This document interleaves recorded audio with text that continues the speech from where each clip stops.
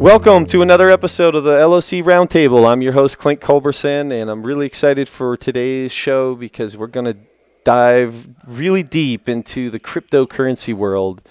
And I have three really great guests here from the local Phoenix, Arizona area.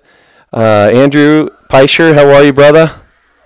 Hello, thanks for having me on. Can't wait to get into some deep stuff. Yeah, it's going to be fun, man. And chris-gettens and john-molinelli, how are you guys? Very good, very good. How you doing? Thanks for joining us. I wanted to have you guys on because you are very active in the Phoenix, Arizona community, both of you guys, in building communities through cryptocurrencies. And so you guys have been talking about it. You guys have been creating groups online, bringing people together and helping educate them.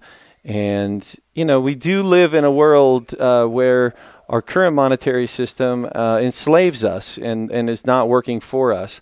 And it's being controlled by a very small few group of people who create the rules where it's incredibly easy to manipulate.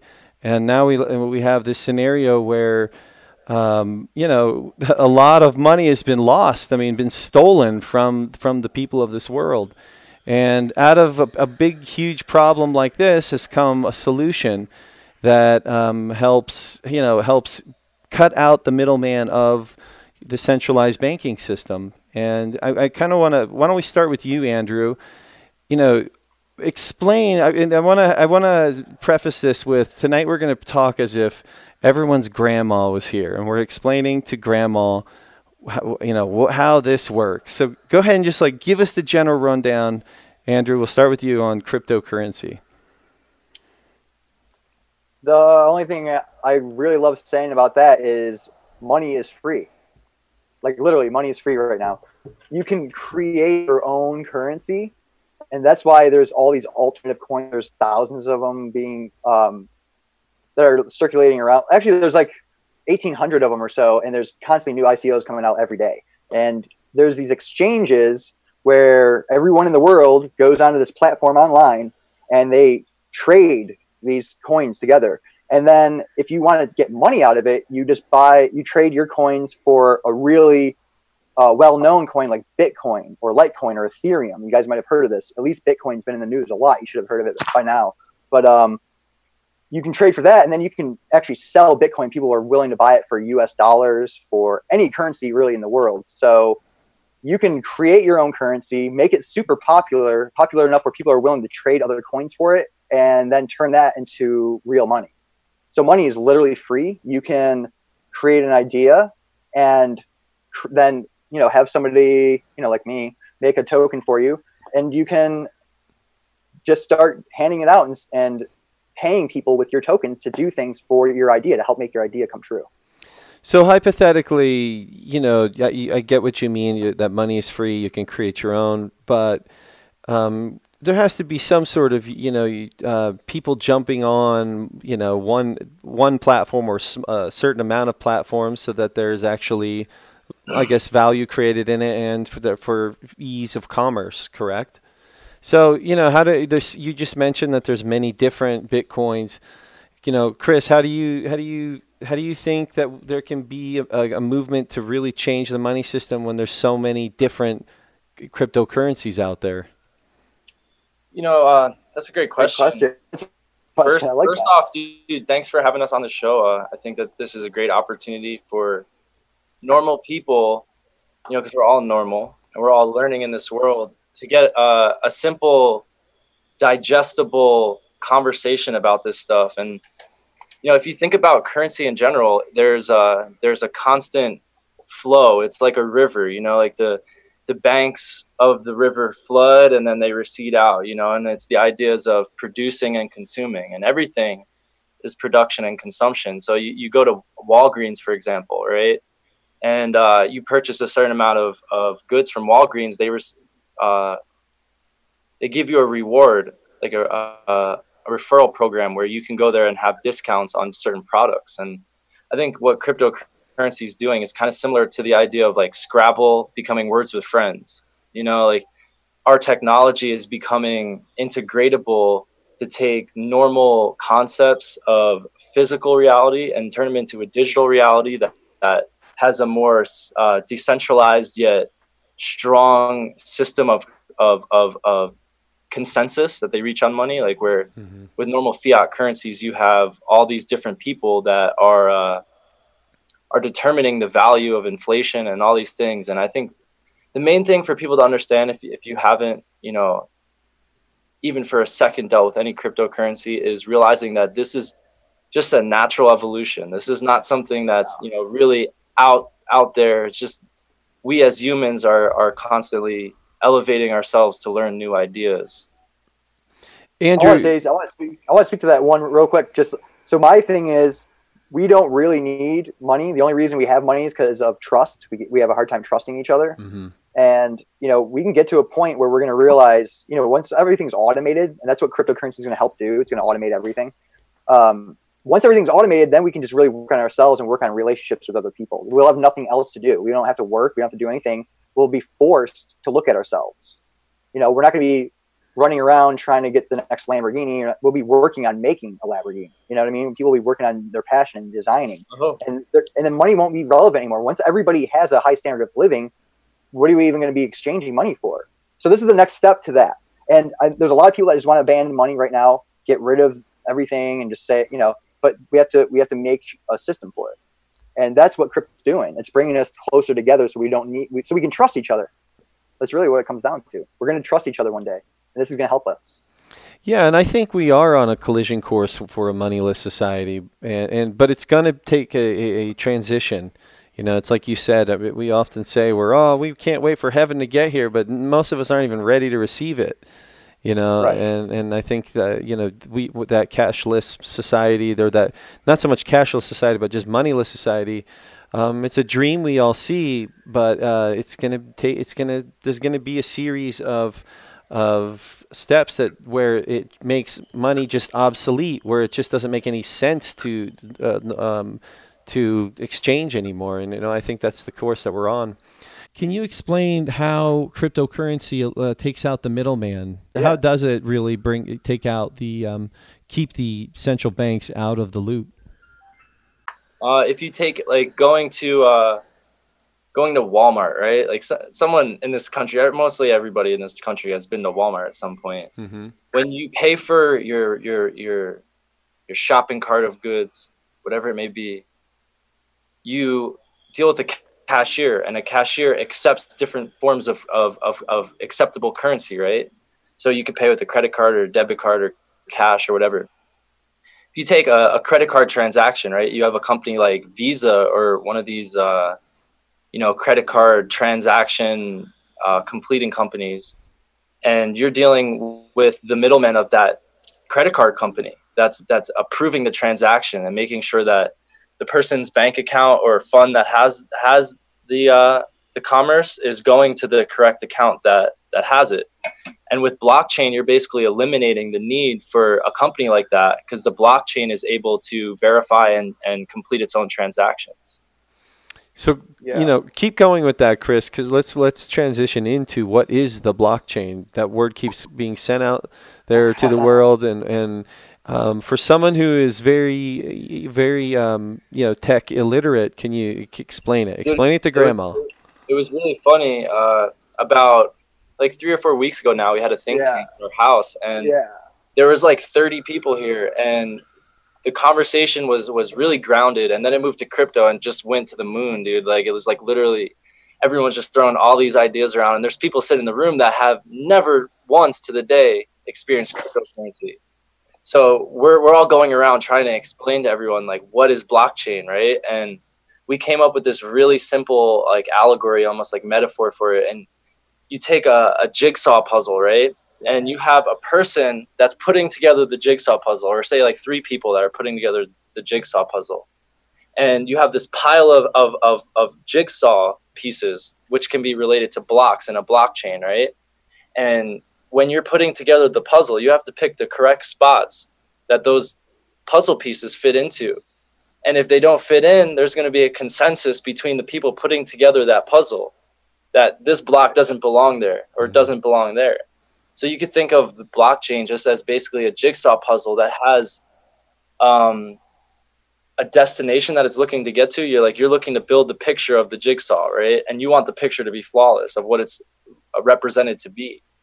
And the blockchain allows for multiple people in remote areas around the world to put together the same puzzle and use that puzzle for different means in their everyday lives. So, and it's ensuring the accuracy of the transaction, correct? Oh, yeah, it makes it the most encrypted way to do anything safely online. It's like the ultimate encryption. And why do they say that it's unbreakable? I mean, do you think that in 20 years from now there will be, I mean, I don't know, some way to break it, or why does it seem so impenetrable? That's a very good question. I don't know. I don't think it's unbreakable by any means, but I think that some of these cryptocurrencies are going to be hacked, and then they're going to recover from it, and they're going to learn. And as time goes on, we're going to see which cryptocurrencies are really going to withstand the test of time, you know? Which ones? We were talking about this. We were talking about like quantum computing, for example. Yeah. Right? And how it can get into them, how it can hack, you know? But check this out. Guess what? There's a solution to that already that we're working on. This gets way deep. This is for the next conversation. But just think about this: 3-dimensional blockchain.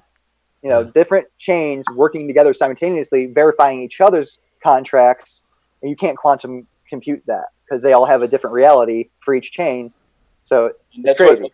That gets deep. It's gonna have to evolve, and we're still on the forefront of it. You know, like right now. We're pioneers, all of us. Absolutely, yeah. I just want you guys to know Grandma is totally lost now after that last one. We had it for a second. Sorry, Grandma.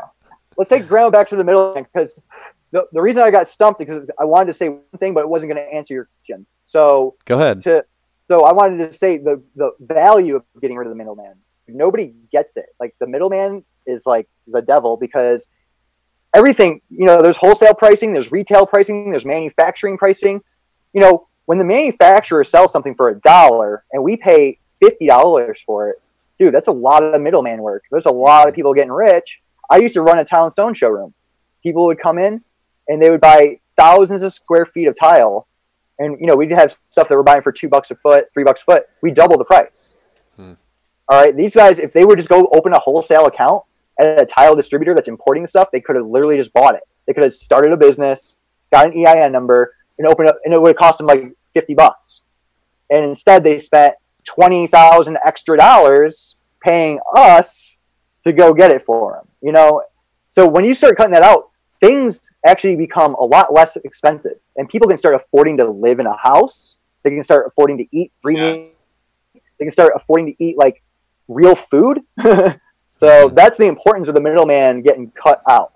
Yeah, dude, I think one of the biggest issues with the whole concept of the middleman is that we live in a world that is completely driven by fabricated narratives. So you have a lot of people that are from different generations that have grown up with certain ideals that have been taught to them by different people. So it's really difficult to try to talk to Grandma when Grandma's in her own world and she doesn't want to be in your world. And the reason why she doesn't want to be in your world is because she's comfortable. She's in that cognitive dissonance that gives her the ability to wake up and have a cup of tea and do the things that she likes to do. And in that mind state, you know, of course we want to engage and include every single person that wants to be a part of the excitingness of cryptocurrency, but you can't. You have to, in the end, like we were saying right before we got on the call, you have to fill your own cup. And once you're filling your own cup and you're doing the things that you said you were going to do, and people are then given the opportunity to receive financial abundance, to receive environmental abundance, and all these things that cryptocurrency is bringing into this world, then they're going to understand it and be like, you know what? Cool. Right now, just over the last couple months, I mean, Bitcoin went all the way up to $18,000 or $19,000 a coin. You know, basically, some people became mega rich very quickly. Probably some real normal people, and you know, how, with that said, if people aren't using this as a transactional tool to actually exchange goods and services, you know, for these coins, what more is it than just a tool of speculation? I mean, we're seeing right now all these ups and downs, and there's a volatility to it, and people will see, you know, everyone's getting into Bitcoin now. I mean, after it jumped to 18,000, I think most of the services were being shut down because they just couldn't handle any more transactions, and so are people really getting in because they want the benefits that you guys have described about, you know, especially about bringing something into the new world, or is it a riverboat gambling scheme on some level, or do people view it that way? This is what it is, man. This currency, this new step towards trusting each other, it's got a spirit to it. And that's what people are attracted to. It's got this togetherness happening. And that's what people want. And then they see the money you can make, and then they're just like, well, no brainer. I have to do this because I need money. Andrew, describe the togetherness. You describe that. Well, how does cryptocurrency bring us together? Well, because it's peer-to-peer, dude. There's no middleman. We just talked about it. We cut out the middleman. So it's me dealing with you now. Right. And not me talking to this guy, talking to this guy, talking to this guy, then to you. Customer tells the manufacturer exactly what they want now. You know what I'm saying? No more all these reviews of like, oh, Apple just made the worst freaking update ever. I'm pissed off. I'm switching to Android because of it. I'm so mad. That won't happen in the future because we will be talking to the developers directly. We'll be voting democratically on a platform where we each have our identities validated on our own node, where we're running our personal server that says, this is Greenman or Andrew-pisher. You know, this is him. Everything that happens here, this is this guy. So now we can vote. Now we can vote on the platform. So we can say, hey, who thinks we should do this with our next update? And everybody can vote. And whatever one wins, wins. And then you know most of your customers are going to be happy. You know? That's what it's going to come down to. There's going to be, and it's all automated. Like, it's just going to happen. When somebody goes, hey, I got an idea for an update, their computer system's automatically going to put it up as a thing to vote on. Yeah. And everyone's going to instantly get a notification, and they're going to get paid to vote.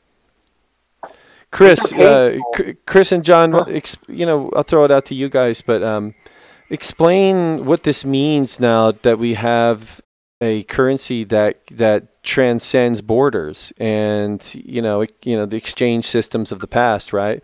You know, if you lived in a certain country, all you could use is whatever they told you could use. And now we do have a universal currency. I mean, a man or woman in China could potentially be trading in the same currency as a guy or woman in Argentina. So explain the benefits that come from this.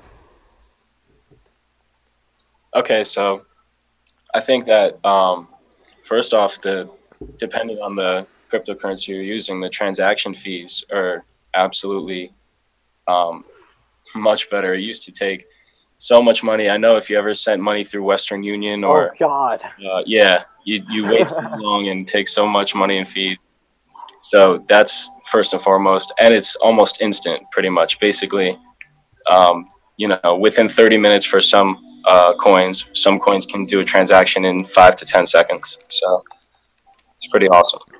And it will help people, you know, that want to come and work in one area of the world to send their money back to their family. It can help me send money back to my family, tell my family, come bail me out if I need a couple of dollars, like, you know what I mean? And just like that, it's instant. And it's the same thing that we've been doing, but just improved.